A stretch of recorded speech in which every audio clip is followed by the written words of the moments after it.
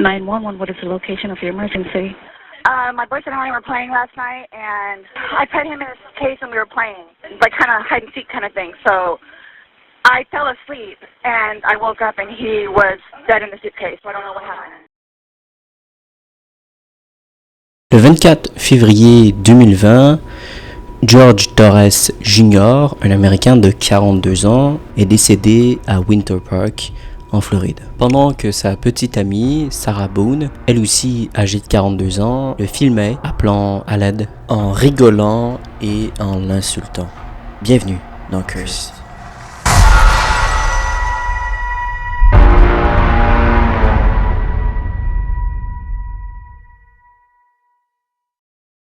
Le 25 février 2020, Sarah Boone appelle le 911. Elle indique que son petit ami, George Torres, est décédé et il est présentement dans une valise. Elle indique aussi aux enquêteurs qu'elle et son copain ont bu uniquement une bouteille de vin et que par la suite, ils ont joué à cache-cache. Elle indique également qu'elle est montée à l'étage par la suite et qu'elle s'est accidentellement endormie, laissant George dans la valise, suffocant.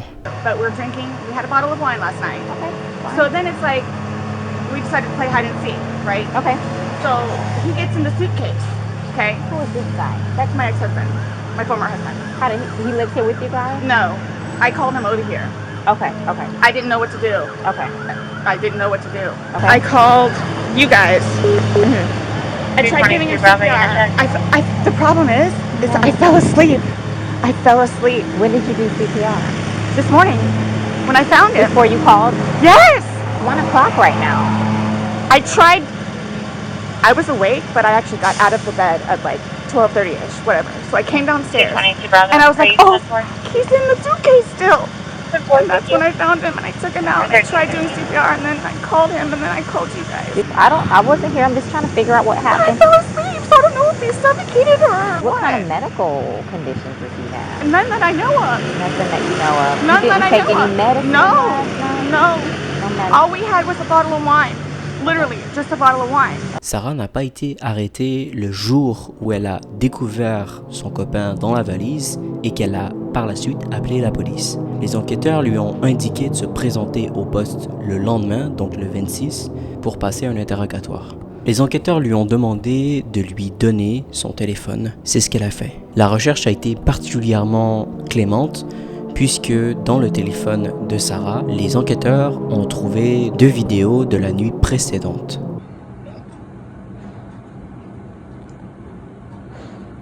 Sarah.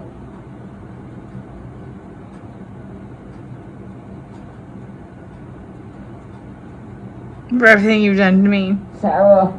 For everything you've done to me. Sarah. You. Sarah. You. Sarah. Stupid. Sarah. That's my name. Sarah. I can't breathe, babe.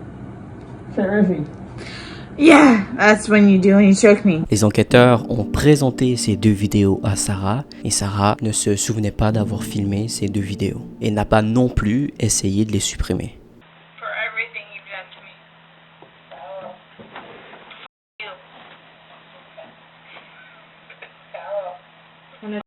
That's you, your voice. Stupid.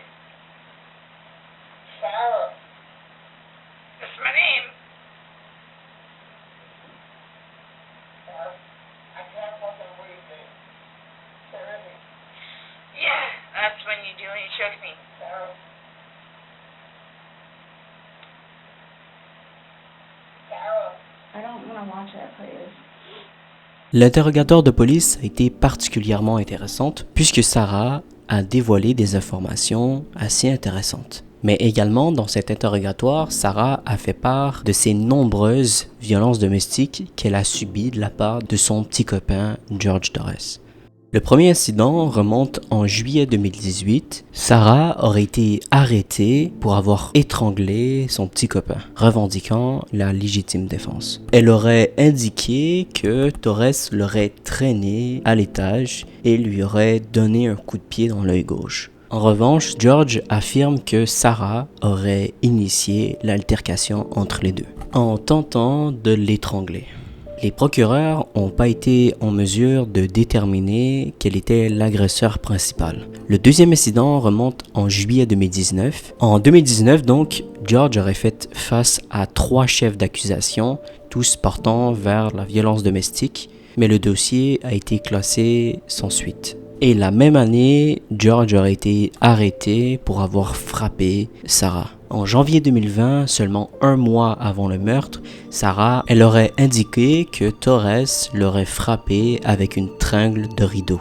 Sarah aurait fait part aux enquêteurs que Torres était sur le chemin de réhabilitation, puisqu'il avait commencé une thérapie contre la colère. Compte tenu du schéma récurrent de violence domestique entre George et Sarah, les avocats de la défense vont aller plutôt vers la défense de la femme battue. La défense de la femme battue est une procédure de défense judiciaire qui prétend que la victime ait subi des violences physiques, émotionnelles et psychologiques, ce qui amène à la légitime défense ou dans d'autres cas, un crime.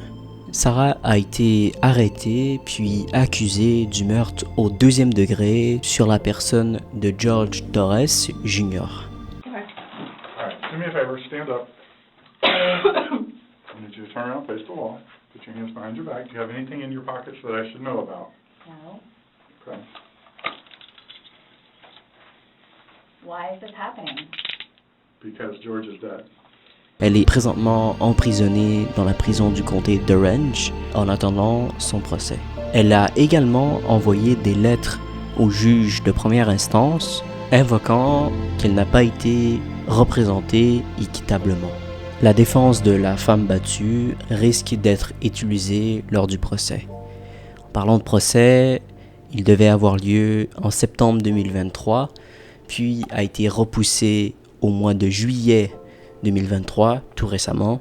Mais malheureusement, le procès sera repoussé en octobre 2023. Je vous tiendrai évidemment au courant dans l'espace communautaire de la chaîne. Et puis, c'est déjà la fin de cette vidéo. J'espère que ça vous a plu. N'hésitez pas à me le faire savoir en mettant un petit like à cette vidéo. Et puis de vous abonner à ma chaîne YouTube si c'est pas encore le cas. Ça me ferait énormément plaisir. Ça serait un peu comme une petite récompense. Et puis, j'en profite pour vous inviter à poser vos questions dans l'espace commentaire de cette vidéo, puisque je compte faire une vidéo FAQ pour me présenter aux nouvelles personnes qui sont arrivées sur la chaîne. Puisqu'on est présentement 1300 abonnés à la chaîne YouTube. Ça me fait énormément plaisir. Et puis j'en profiterai aussi pour vous parler des futures vidéos, des futurs projets, prendre le temps de me poser et discuter avec vous dans un cadre un peu plus relax que celui-ci. Toutes les questions qui vous passent par la tête, posez-les dans l'espace commentaire de cette vidéo et uniquement celle-ci. J'ai pas envie que les questions soient éparpillées. Ça va être beaucoup plus simple pour moi de les retrouver. Bref, en attendant la vidéo FAQ, portez-vous bien. À bientôt.